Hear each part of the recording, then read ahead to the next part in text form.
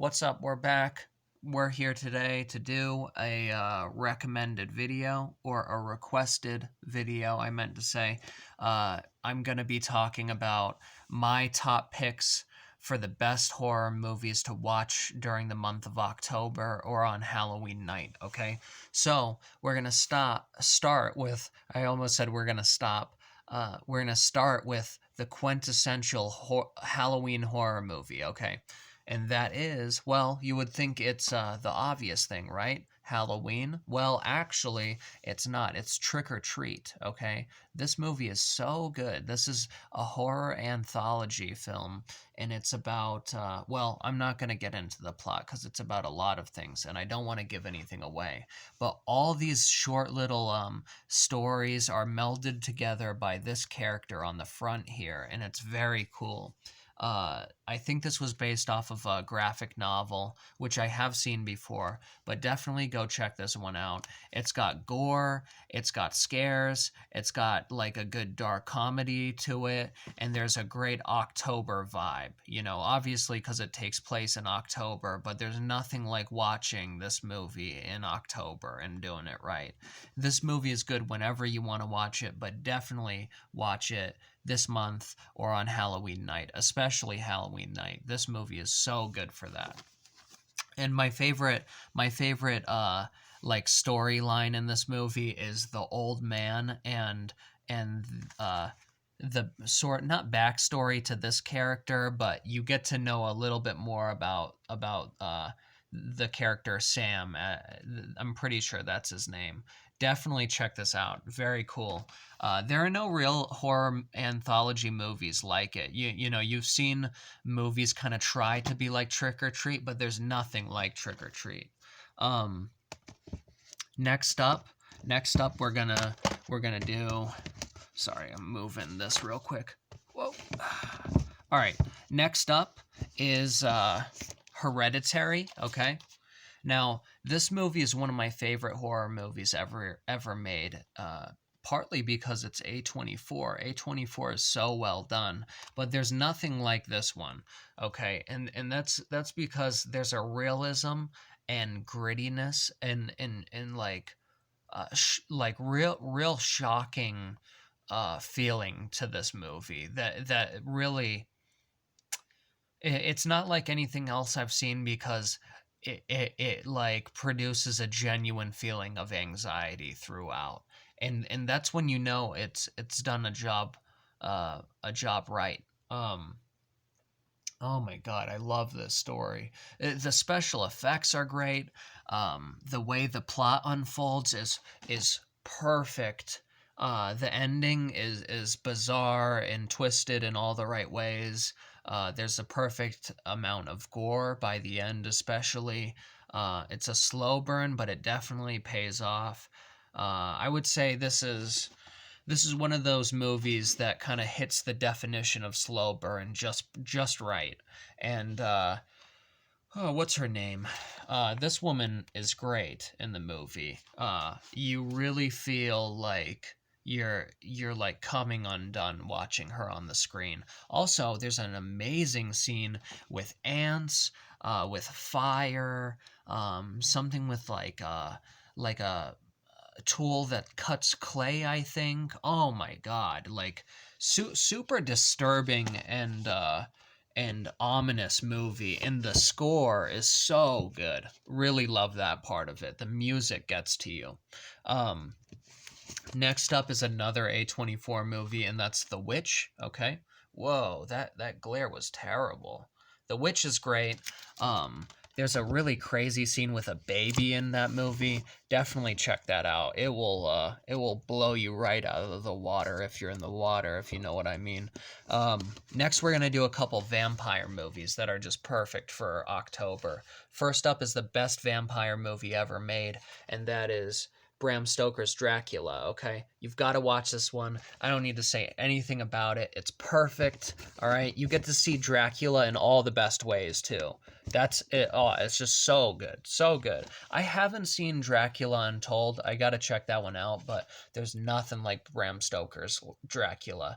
Also, all the movies I'm mentioning, there aren't movies that are like them. There are movies that try to be like them but don't achieve it like the ones I'm talking about do, if that makes sense. So next, we've got a criminally underrated vampire movie, and that's Let Me In, okay? Oh my god, this is good. Just as good as Let the Right One In, which this is the American remake of that. There was also a book made, but oh my god, is this good. Richard Jenkins is great in this. The girl who plays Hit Girl plays a vampire. There's a great balance and cute relationship between the girl and the young boy in this movie. It's super dark. It's really gruesome when it needs to be. Um, there's a great like car crash scene. There's a great like scene with fire, and there's an amazing detective in this movie. If you know me, you know I love a good detective in the midst of a horror theme. Oh my god, that always steals the show for me.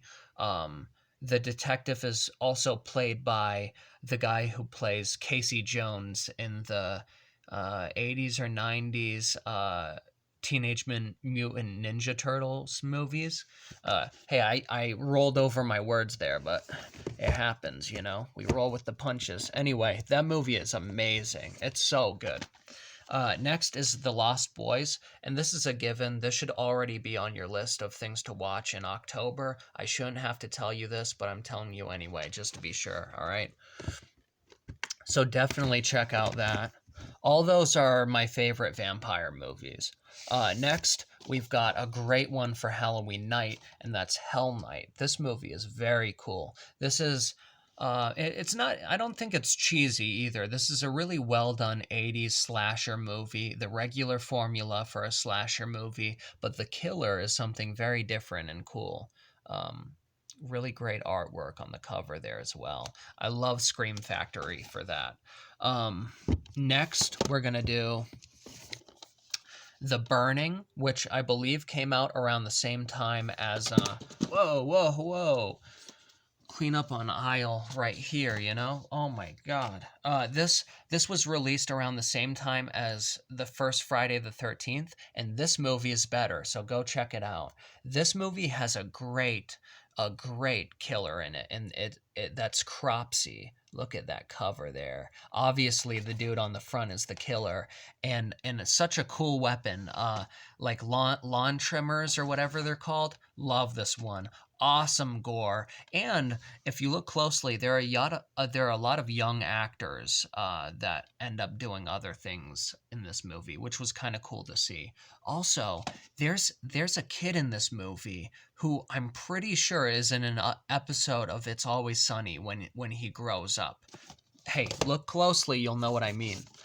Next is a very underrated and different werewolf movie, and that's Ginger Snaps. Okay, really good movie if you want the sort of like like angsty teens like vibe, along with a very new take on the werewolf genre and tons of gore and a lot of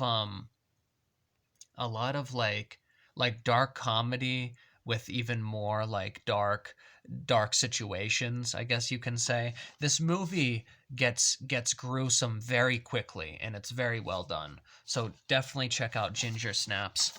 And then we've got a movie that was a blind buy for me, but I definitely didn't regret it. I'm so glad that I did this a while ago. Also, if I'm like looking in a weird spot, I'm just checking the timer on this video. But the next one is Clive Barker's Lord of Illusions. Okay, this is so good. If you liked Hellraiser, you'll definitely like this one. This one has gore. It's got like weird like twisted imagery. It's got a little bit of magic in it. It's got a great detective. Hey, it's got a great detective. All right, so it had my attention. Absolutely love this movie, and the villain is so good. There's also a lot of cult vibes to it, and great special effects that really hold up. Like, oh my god, if you want to really have a far out time, watch this movie while tripping. which I've done before, and it wasn't a mistake. You know, people say don't do it. Do it if you can handle it, and if you can handle it, oh my God, it was just mind blowing. Really, like I don't even know how I would describe it. The picture just pops and it feels like you're there, just seeing such otherworldly and crazy shit. It's really amazing, really amazing. You gotta go and check out Lord of Illusions. Now that was the end of my Scream Factory recommendations. Next up, these two will be pretty quick. Cabin Fever, which is my favorite Eli Roth movie. This one's great. I think it was made in 2002 or 2003.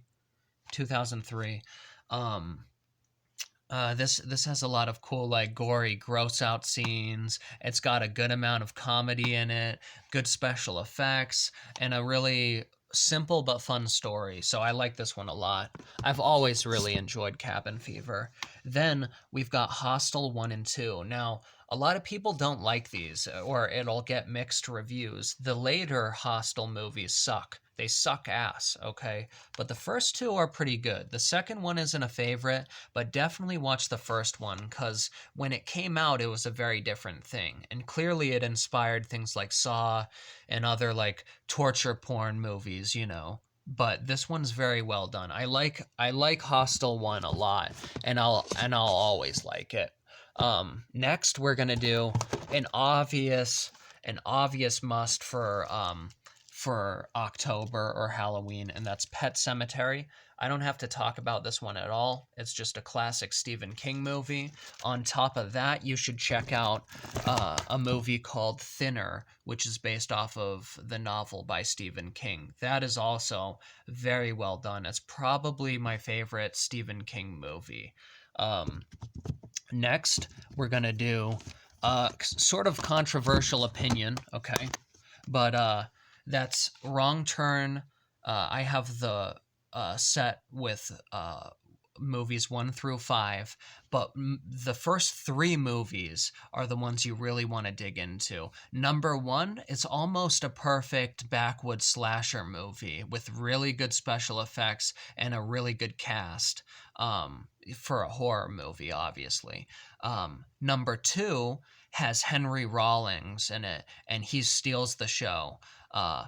Amazing performance from him. Super fun, kind of silly, you know, but the whole point of these movies is to not take them seriously. Just go in for good, campy slasher fun, and you'll enjoy yourself. Number 2 is basically they're filming a reality show and they take a wrong turn somewhere in the woods and end up getting hunted down by these cannibals. And then number 3 is a prison bus that breaks down in the middle of these woods and chaos ensues, just like the others, you know. But number 3 is a special type of over the top that the other 2 weren't, so definitely watch that.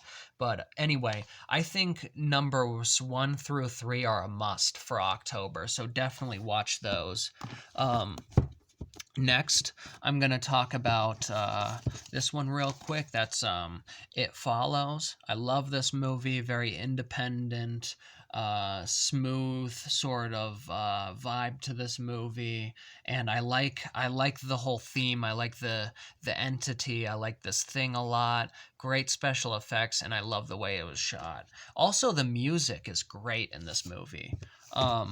Then we're gonna do a true gem, a near perfect horror remake, and that's Suspiria. If you haven't seen the original, go check that out. But this movie is just as good, especially as a standalone movie. Very cool. You need to watch that one. I can't give that one enough praise. Next, you're going to want to watch Evil Dead 2, Dead by Dawn, and Army of Darkness. And on top of that, throw in the Evil Dead remake. And this is one of those great remakes. I hold Evil Dead right next to the It remake and Suspiria. Those are all almost perfect. really great. But I don't really have to say much about this one. There's awesome gore scenes. The story's pretty good, and they even got pretty creative towards the end and everything. I like that one a lot. Um, no, I'm gonna just stop after this one, and that's the Grave Dancers. This is one of the eight films to die for movies. This is this is a poltergeist movie with a real bite to it. So if you want like a possession movie or ghost movie that goes over the line, watch The Grave Dancers. I love the effects. It's slightly cheesy in some places, but the fun type of cheesy. Definitely what you want to watch for October. And yeah, that's basically it. To top it off, I'm going to give you one more gem. Now, not many have this, but if you do, watch all of Tales from the Crypt or your favorite season or episodes, because this is a must for October. Anyway, those are my recommendations for the best movies to watch during October. And if you want to watch the Halloween movies, I highly recommend Halloween 1, Halloween 4 and 5, okay, and then Halloween the 2000 or 18 or 19 movie. Those are very good. Anyway, that's the end of this video. I'm pretty sure I'm going to wrap it up there. Obviously, you can do Friday the 13th and Nightmare on Elm Street as well, but those are my top picks. So definitely go check them out and check them out now because we are in October and she's flying by. Anyway, if you got this far, got through all the rambling and all that, I appreciate you, and hopefully you have some new gems to go and watch. Anyway, that's all.